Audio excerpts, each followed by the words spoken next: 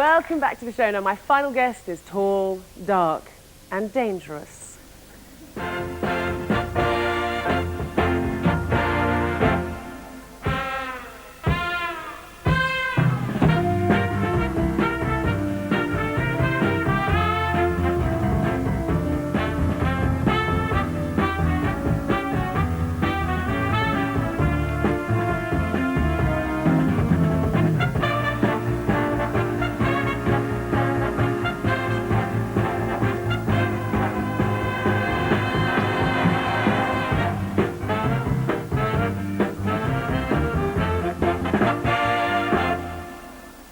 Ladies and gentlemen, Julian Clary.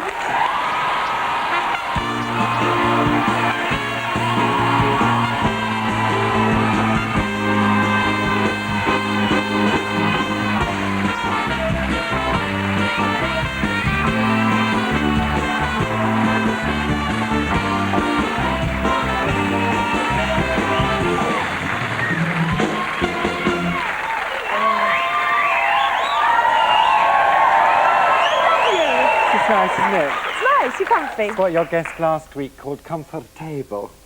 Yes, you did. How is your gusset? Because I met Gaby... Oh, I met Gaby in the corridor before the show, and she says... She looks all glamorous now. She said, I'm having trouble with my gusset. Doesn't meant to be secret. Is it holding up? It is, thank you. It was my saggy knees as well. Anyway, we'll talk about it later. You look very healthy. Have you been away? Kindly, I have. I've been on holiday to Mallorca. How was it? It's very nice, with my friend Hector. We went out to... They have gay clubs in Mallorca in this street called Via Gomilla, which we call Gonorrhea Street. And what they have in Spain, which you have to get used to if you go, Gaby, yes, to a gay club, they have what they call dark rooms. So you're in the bar there, and at the back there's just a little beaded curtain. And if you go through that beaded curtain, it's a dark room, it's just dark, and men go in there and do what is necessary. And it's part of their culture, I think.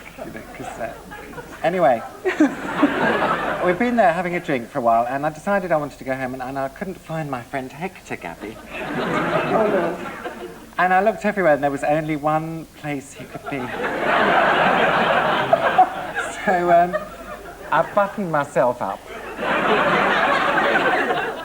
And I thought, I've got to go in. And you go in there, no one speaks. You just hear kind of furtive grunting noise. And I had to feel my way through in the pitch dark saying, Hector. Is that you, Hector? And then from over the other side, I heard Hector saying, get off me. How would you like it? Get off me. That was my holiday. You had to do that, I'm pleased you had a nice holiday, Julian.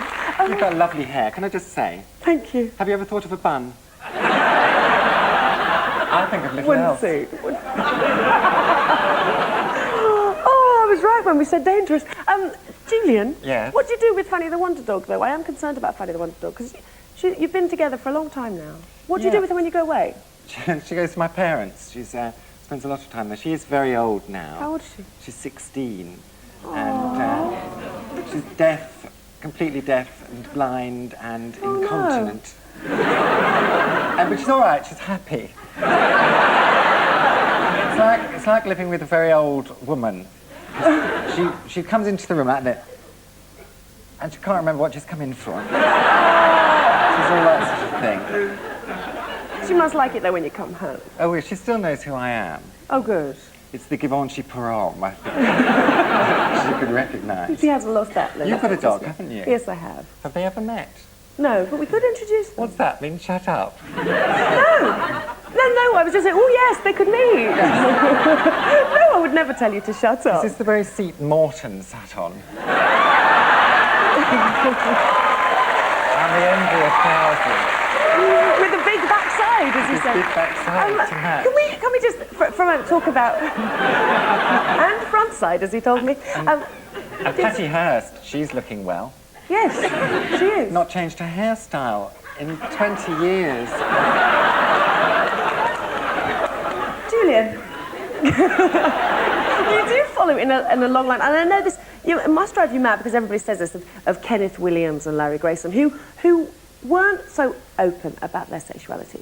And was it just more complicated in those days? Everything far more complicated, and that's why they don't. In those days, they didn't do it. They didn't tell everybody. I think it must have been. It wasn't an option, was it? You couldn't be terribly out about your sexuality and still get any work.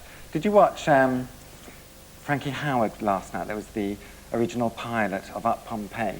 And I didn't see it. I mean, he wasn't out, but he was everything but, you know.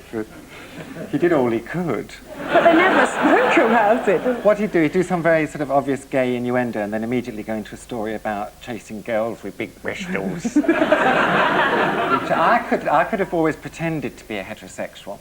Would you like to see my heterosexual walk? Oh, please, yes! It's taken years of practice. That's not it.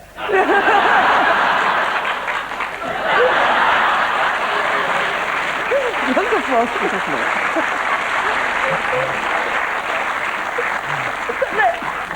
the press, they wouldn't have accepted that of you, though, would they, really? In a lot of ways, I mean, with Barrymore, and I'm absolutely not picking on him at all, but the press gave him a hard time, and people gave him a hard time because he decided to actually come out after doing the macho walking and everything else, and saying he was a heterosexual. Wasn't that macho? Well, a little bit, no.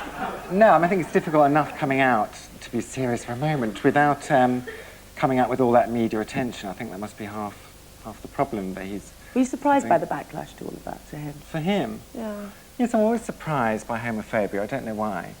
But I thought, you know, it's the 90s now. It'll be all right for him. And it will be, you know. Well, also, talking of backlash, if we may, something that happened... Well, that's quite apt. Oh, don't bring that up. No! Backlash? Are you thinking of a joke? Is there a joke? Oh, no, but I won't. I know I won't go through with that. 3 years ago, at the Comedy Awards, they all know what I'm going to say.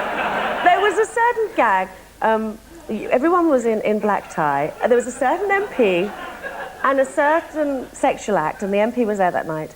And there wasn't a sexual act. Well, I'm not going to say it, because I'll get the ban then. I won't say it. There was a sexual joke. So, well, was it planned? Did you know you were going to say that? No, not really. I didn't know I was going to talk about your gusset either. You just come out and talk, don't you? And no, I had the joke while I was waiting to come on, like the equivalent of up there. I thought it was a bit rude. But you went for it on the night. I know, you see, I have no discretion. I have no... It's amazing I'm on live television now. What the viewers don't know is I'm wired up to the national grid. If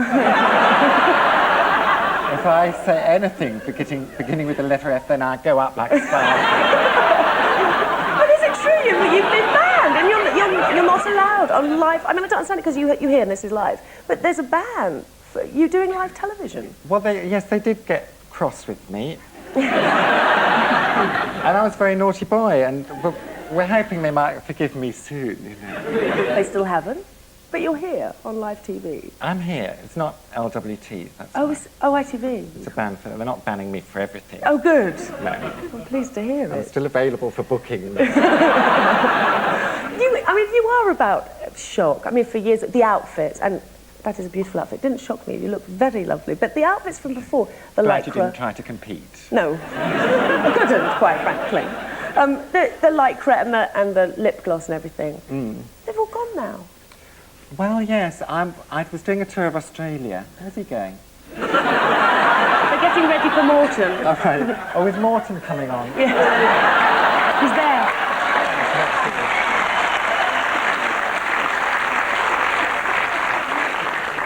I was on tour in Australia, Gaby. Yes. Stay there. Close your mouth occasionally. I was going on stage in my full drag in a sort of silver grey body stocking, and there was a mirror, and I caught a glimpse of myself. I say a glimpse. I was there for half an hour. And I sort of thought, well, you're 36 now, and I thought, you sad, tired old queen. And I didn't like the idea of sort of forcing myself into lycra when I didn't want to, so I thought I'd go more smart but casual. Is this now the real Julian Clary? Unmasked? Well, sort of, you know. I'm synthesising the real me and the stage me to make it one and the same. I quite like that idea. Do you? Yes. Julian Clary, thank you very much. He's spotting his friends in the audience. So please join me next week, live here at 9 o'clock on Channel 4. Thank you to my guest this week, wonderful Laura Dern, Patty Hurst, of course Julian Clary, JTQ, and I think Julian will be very pleased about this. Ladies and gentlemen, Morton Harkett. We'll see you next week. Good night.